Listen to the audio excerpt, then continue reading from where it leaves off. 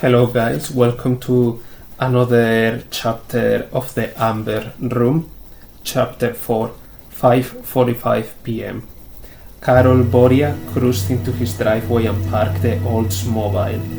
At 81 he was happy to still be driving.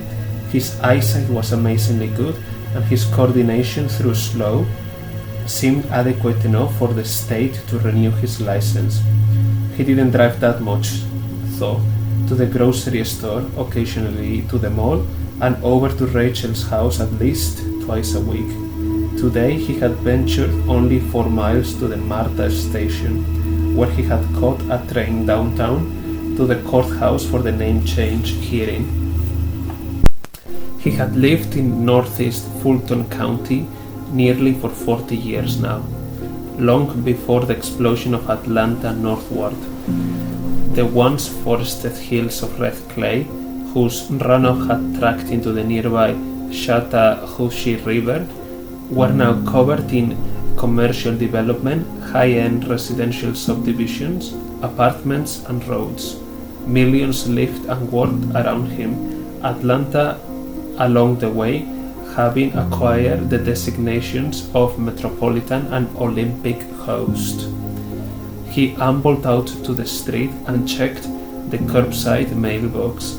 The evening was unusually warm for May, good for his arthritic joints, which seemed to sense the approach of fall and downright hated winter. He walked back towards the house and noticed that the wooden eaves needed painting. He sold his original acreage 24 years ago, garnering enough to pay cash for a new house. The subdivision then was one of the few newer developments in the area, with the street now evolved into a pleasant nook under a canopy of quarter-century timber.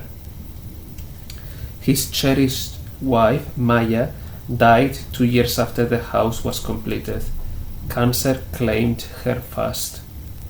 Too fast. He hardly had time to say goodbye. Rachel was 14 and brave. He was 57 and scared to death. The prospect of growing old alone had frightened him, but Rachel had always stayed nearby. He was lucky to have such a good daughter, his only child. He trudged into the house and was there only a few minutes when the back door burst open and his 2 grandchildren rushed into the kitchen. They never knocked, and he never locked the door. Brent was 7, Marla 6. Both hugged him. Rachel followed them inside. Grandpa, where is Lucy?" Marla asked. "Asleep in the den. Where else?" The stray had wandered into the backyard 4 years ago and never left. The children bolted to the front of the house. Rachel yanked open the refrigerator and found a pitcher of tea. "You got a little emotional at court."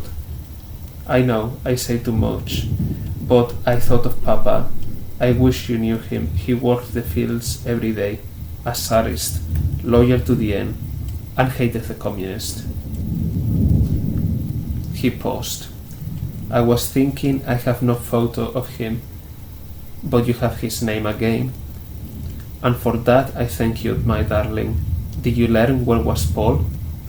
My clerk checked. He was tied up in probate court and couldn't make it. "How is he doing?"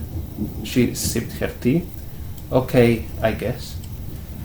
He studied his daughter. She was so much like her mother. Pearl white skin, frilly auburn hair, perceptive brown eyes that casted the prepossessing look of a woman in charge. And smart. Maybe too smart for her own good. "How are you doing?" he asked. "I get by. I always do." "You sure, daughter?" He had noticed changes lately. Some drifting, a bit more distance and fragility, a hesitancy towards life that he found disturbing. "Don't worry about me, Dad. I will be fine." Still no suitors. He knew of no men in the 3 years since the divorce. "Like I have time. All I do is work and tend those 2 in there, not to mention you."